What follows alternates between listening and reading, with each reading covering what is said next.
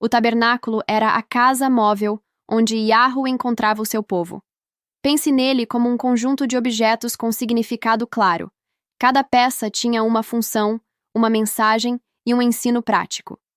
Quando entendemos esses objetos de forma simples, conseguimos ler o Novo Testamento com mais clareza, porque os escritores do Novo Testamento falam a mesma linguagem simbólica. Nesta primeira parte, eu vou explicar de maneira direta o que cada objeto do tabernáculo representava para Yashoru, e como esse mesmo objeto reaparece nos Evangelhos, nas Epístolas e em Apocalipse. A ideia central que quero deixar desde já é simples. A lei de Yahweh não some como se fosse algo antigo e sem valor. Ela forma o pano de fundo que revela quem é Yahushua, o significado do sacrifício à vida da comunidade e o destino final das coisas. Ler a Bíblia sem essa ponte entre os objetos rituais e os textos posteriores é perder metade da mensagem. O pórtico e o altar do átrio. A porta do tabernáculo e o altar de holocausto mostram que a relação com Yahweh exige encontro e sacrifício. No Novo Testamento, o sacrifício do altar aponta diretamente para a cruz. Yahushua é apresentado como o sacrifício que cumpre o que os animais simbolizavam. A pia de bronze, lavatório, era para a limpeza antes do serviço. Hoje essa imagem aparece no batismo e no chamado à pureza interior. Ser lavado significa receber nova vida. A menorá, candelabro, iluminava o interior. No Novo Testamento, a imagem da luz fala de Yahushua como luz do mundo e da comunidade que leva essa luz às pessoas. A mesa dos pães mostra a comunhão diária com Yahweh. Nos Evangelhos e em 1 Coríntios, essa mesa conecta-se à ceia. Comer com o Messias é participar da vida que a lei apontava. O altar de incenso significava oração e mediação constante. No Novo Testamento, o incenso aparece como símbolo da oração dos santos e do ministério intercessor de Yahushua. O véu separava o lugar santo do Santo dos Santos, separação que existia por causa da santidade de Yahweh. Quando o véu se rasga nos Evangelhos, isso não anula a santidade, mas mostra que o caminho para a presença foi aberto de outra forma, pela obra do Messias. A Arca da Aliança e o propiciatório, assento da misericórdia, eram o lugar onde a presença, a lei escrita e o perdão se encontravam. No Novo Testamento, essa função culmina em Yahushua, como ponto de encontro entre o povo e Yahweh, onde aliança e perdão se tornam realidade viva. Cada objeto do tabernáculo tem, portanto, uma tradução direta para imagens e práticas do Novo Testamento. Se este conteúdo está fazendo sentido e você quer ver exemplos práticos de textos palavra por palavra, inscreva-se para acompanhar a próxima parte e receber os guias com referências que vou mostrar. Voltando. Por trás dessas imagens está a lei de Yahweh em ação. Não apenas regras, mas um jeito de ensinar quem é Yahweh, como o homem se relaciona com ele e o que é necessário para viver em comunidade. Em Gênesis, já aparecem princípios que vão se tornar mandamentos. Responsabilidade, cuidado com o outro, consequência do erro, promessa de restauração. Em Êxodo e Levítico, a lei organiza rituais que traduzem esses princípios em sinais visíveis. Nos profetas, a mensagem moral e social da lei é insistida: justiça, benevolência e fidelidade. No Novo Testamento, Yahushua mostra que o objetivo nunca foi o peso de regras vazias, mas formar pessoas justas, piedosas e cheias de amor. Por isso ele diz que não veio para abolir, mas para cumprir. Cumprir significa realizar o objetivo original da lei, não destruí-la. O passo prático para você começar a aplicar isto na sua vida é simples e direto. Quando ler uma passagem do Novo Testamento, pergunte primeiro qual objeto do tabernáculo está por trás dela. É um altar? É um véu? É uma mesa? Depois, volte ao texto do Antigo Testamento que trata desse objeto e veja que pergunta ele fazia à vida das pessoas. Anote 3 coisas: o símbolo, o que ele ensinava na prática e como o Novo Testamento muda ou realiza esse ensino. Essa pequena rotina transforma a leitura em compreensão e ação. Quanto mais você ligar imagem e texto, mais verá que a lei de Yahweh atravessa toda a Bíblia de Gênesis a Apocalipse. não como um fardo que mata, mas como uma estrada que aponta para a casa onde a presença de Yahweh habita com o seu povo. O que vimos na primeira parte agora precisa virar compreensão viva. O tabernáculo não é só um conjunto de móveis antigos.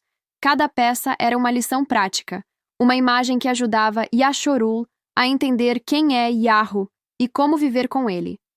No Novo Testamento, essas mesmas imagens voltam com o rosto humano em Yahushua e na vida da comunidade. O altar do átrio falava de encontro e sacrifício. No Novo Testamento, esse altar aponta para a cruz, onde o sacrifício é real e suficiente. A pia de bronze pedia limpeza antes do serviço. Hoje, essa limpeza aparece no batismo e no chamado à pureza do coração. A menorá acendia luz dentro do lugar santo. No Evangelho, Yahushua se apresenta como a luz do mundo e pede que sua comunidade leve essa luz às ruas. A mesa dos pães era comunhão diária com Yahweh. Na ceia, comer com o Messias é entrar nessa comunhão que a lei havia apontado. O altar de incenso era a oração contínua. No Novo Testamento, a intercessão de Yahushua e a oração dos santos são o aroma que sobe diante do trono. O véu mostrava que a santidade cria distância. Quando o véu se rasga, o caminho para a presença é aberto, não para apagar a santidade, mas para mostrar que agora há um acesso real e pessoal por meio de Yahushua. A arca e o propiciatório guardavam a lei e a piedade. No encontro final entre lei e graça, Yahushua é onde justiça e piedade se encontram. Entender isso torna simples ler passagens do Novo Testamento. Não são imagens novas, são as mesmas imagens dizendo: agora, vamos fazer um paralelo objetivo, peça por peça, para você fixar. O altar, cruz. Sacrifício animal. Tipo do sacrifício de Yahushua. A pia, batismo e limpeza interior. A menorá, luz e orientação pelo Espírito. A mesa, a comunhão e alimento espiritual. O altar de incenso, oração e intercessão. O véu, separação que foi transposta. A arca, a lei preservada e a presença de Yahweh habitando com o povo. Quando Paulo fala em oferecer nossos corpos como sacrifício, ou quando João chama Yahushua de cordeiro, ele está usando a mesma linguagem que o tabernáculo ensinou. Quando a Bíblia diz que devemos ser luz do mundo ou pão da vida, não é figura solta, é tradução direta de peças que existiam no santuário. Guardar esse mapa visual na mente faz cada história do Novo Testamento se ligar ao Antigo de modo natural. Se este conteúdo está ajudando você, inscreva-se para receber as próximas aulas práticas. Apenas para quem quer aprender de verdade. A conclusão prática e espiritual que não pode faltar é simples. A lei de Yahweh não foi anulada. Ela foi cumprida e trazida ao seu propósito final em Yahushua. Desde Gênesis, princípios que se tornam mandamentos surgem. Justiça, cuidado com o outro, responsabilidade e promessa de restauração. Em Êxodo e Levítico, esses princípios se tornam rituais que treinam o povo de Yashoru a viver segundo a presença de Yahweh.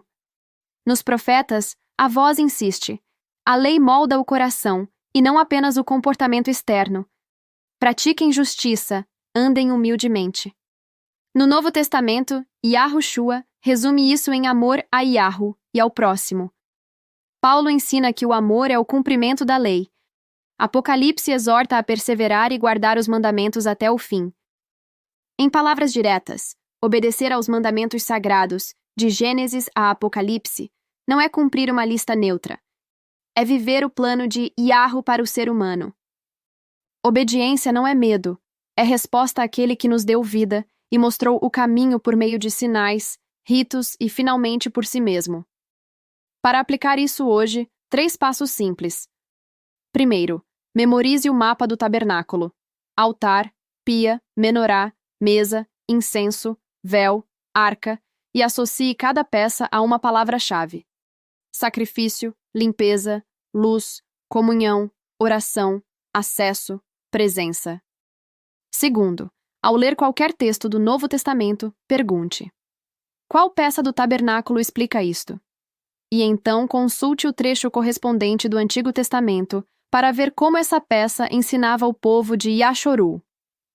Terceiro, viva os mandamentos na prática. Pequenas ações de justiça, obediência e fidelidade refletem a lei cumprida no coração.